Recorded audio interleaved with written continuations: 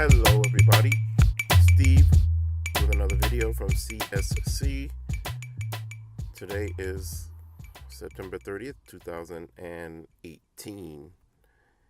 I wanted to record a short video today based on a lot of things that happened last week that you see in the news and that you are reading about. And unfortunately, many of the things that are happening have allowed me or confirmed to me that America is in decline, unfortunately. And I say that unfortunately because I, for the most part, am an optimistic person, and I always try, whether it's people or situations, I always try to see the good or the best in a situation. But it's becoming apparent to me more and more that just the degradation of our society, the degradation of thought, the denial of any kind of truth, and just the general disposition that I see from people is helping to fuel the idea that America is in decline. Now, more specifically, I know the last couple of videos I've talked about the Brett Kavanaugh Confirmation hearing, but it's important only because I see in that scenario many of the ills of society, many of the things that are going wrong with our culture. I see it being demonstrated in this particular situation. And since this situation is so monumentous in terms of everybody having an opinion, everybody watching what's going on, and it being so, in the forefront of our culture, this is why I have used it in the last few videos to make certain points.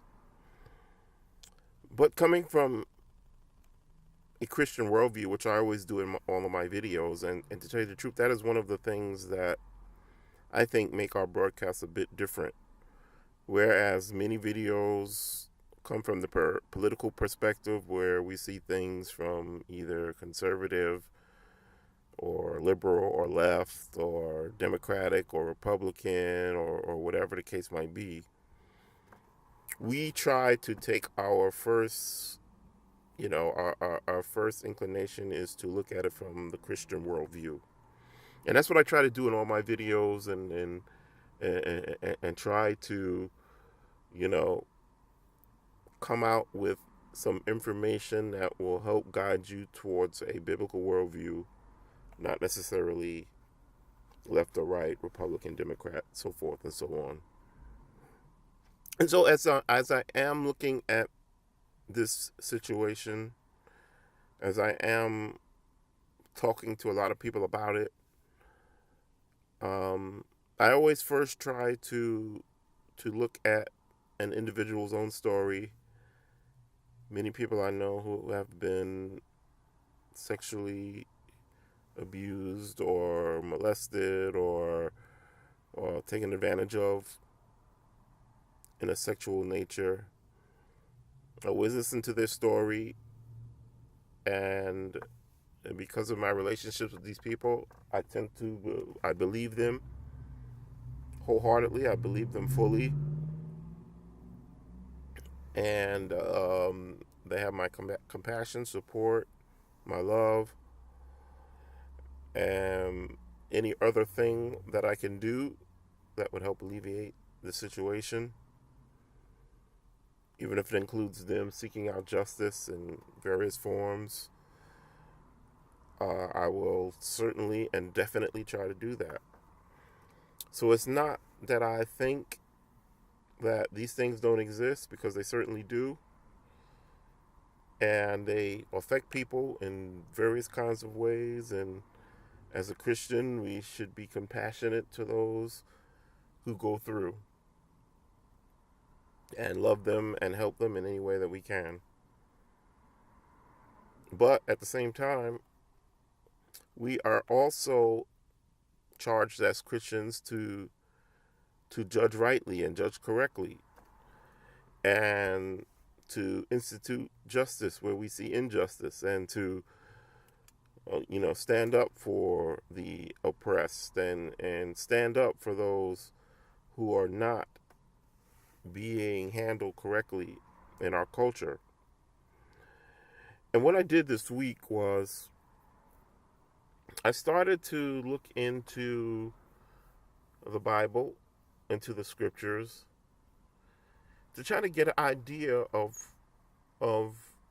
what the Bible tells us about things such as justice or injustice, or how we should view those who are accused, how we should deal with those who are making the accusations, and in general, just how we should relate in society towards each other. And I came up with a couple of maybe 3 or 4 scriptures that I think might apply in this case.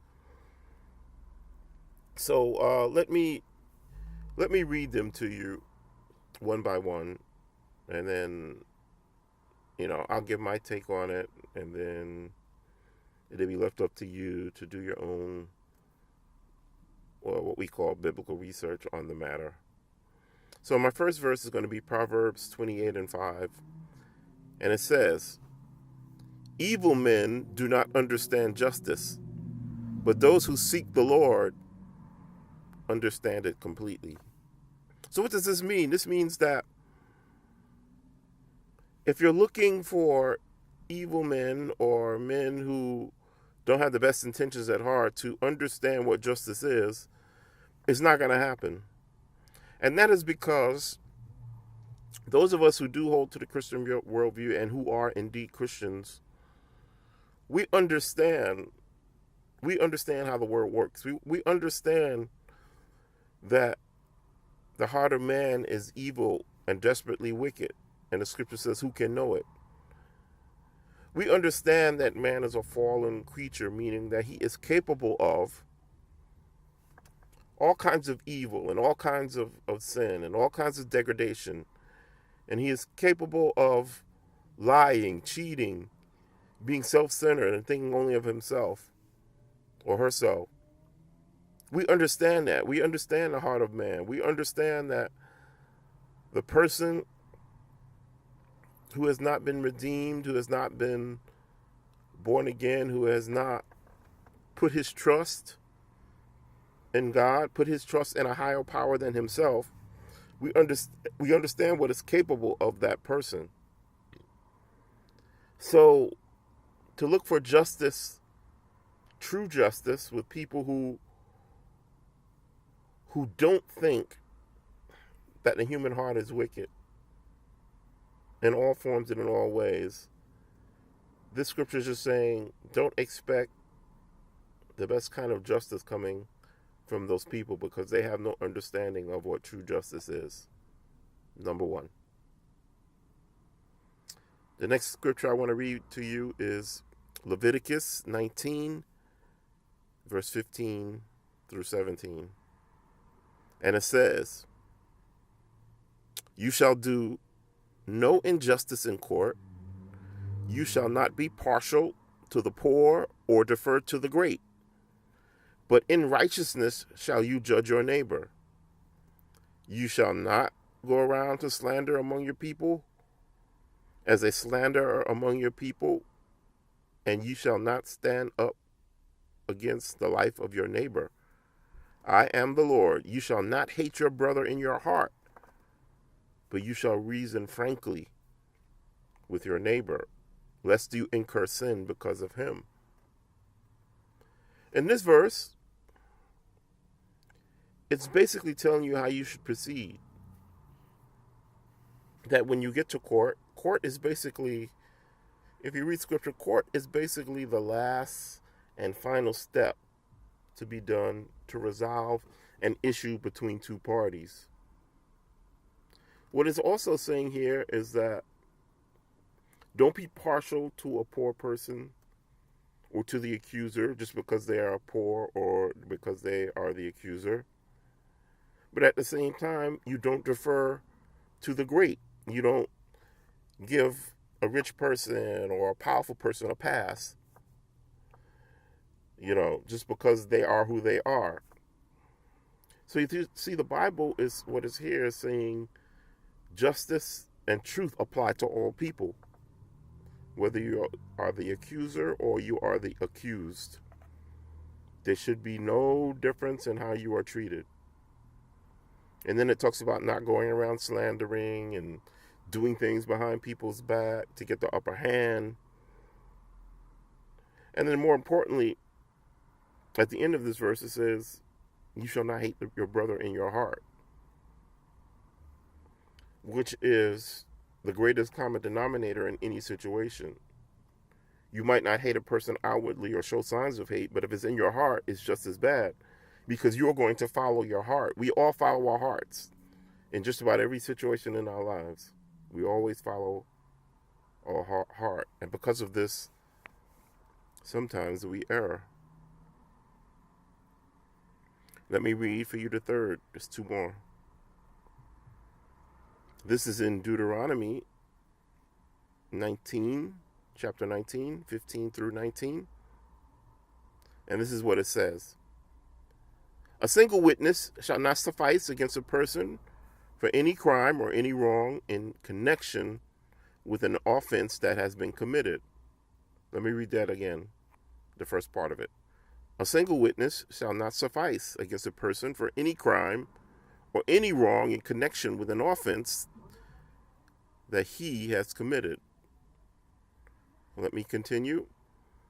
Only on the evidence of 2 witnesses or 3 witnesses shall a charge be established. Only on the evidence of 2 witnesses or 3 witnesses shall a charge be established.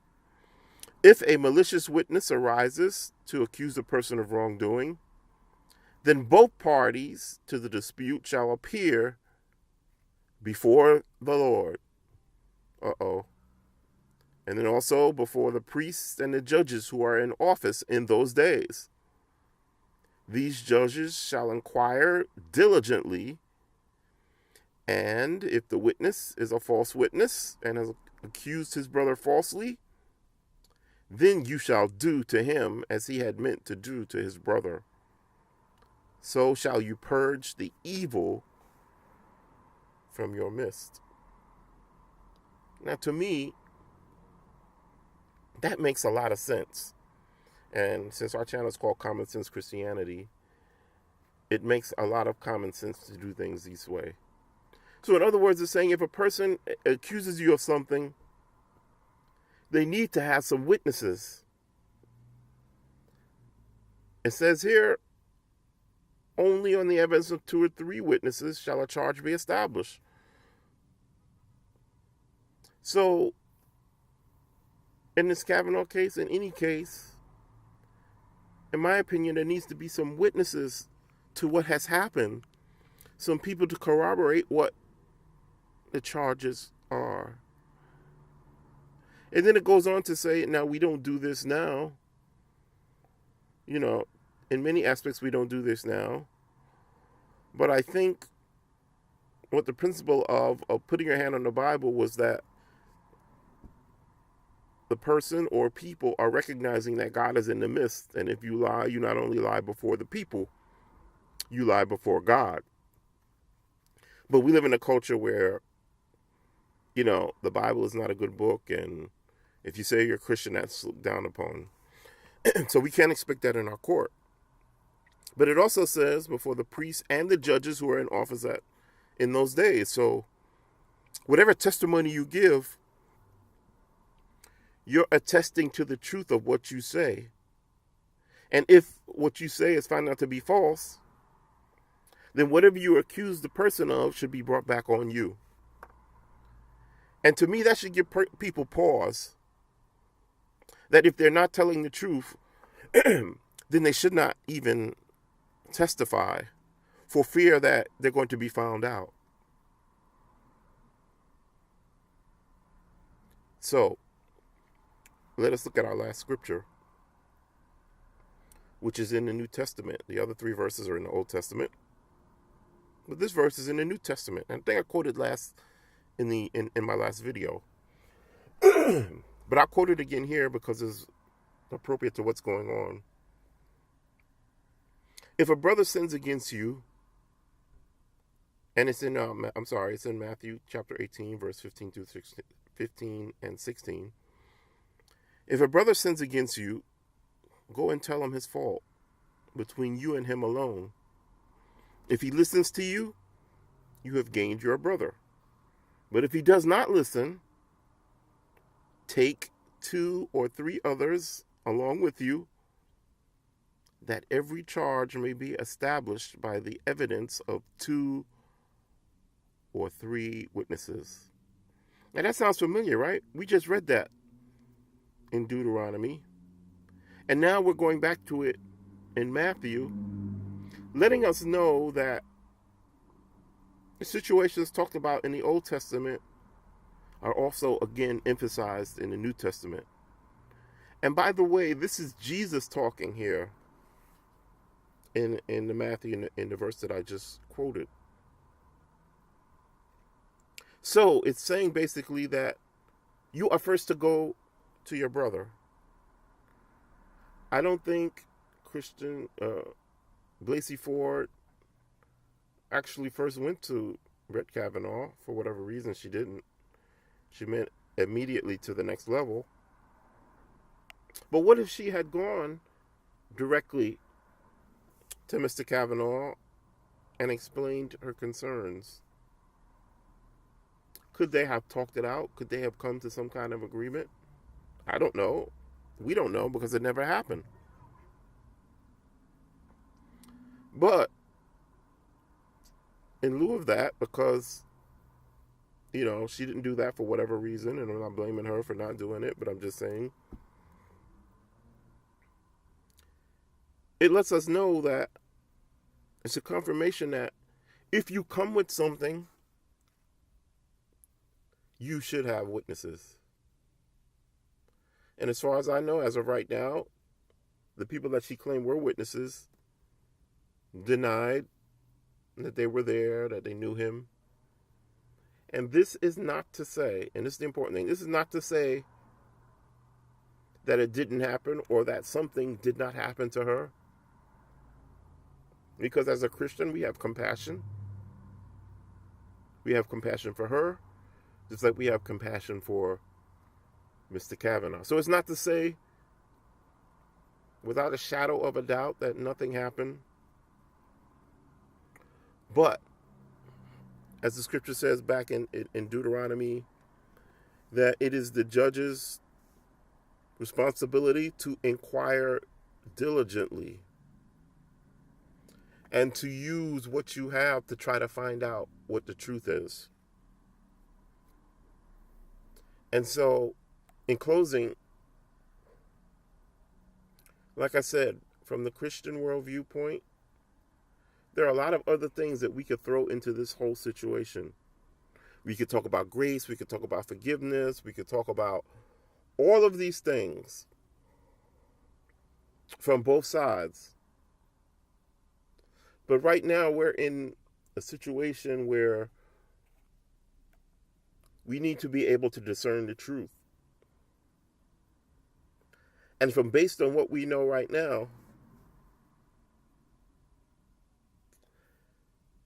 the accusations seem to me to be very shady. Now, maybe something will come out that will be conclusive, and maybe somebody will step forward and the evidence will present itself in a way that has not yet been described. But I think the fact that, in closing, I think the fact that we have gone so far away from our Christian principles that we become so segregated in our society.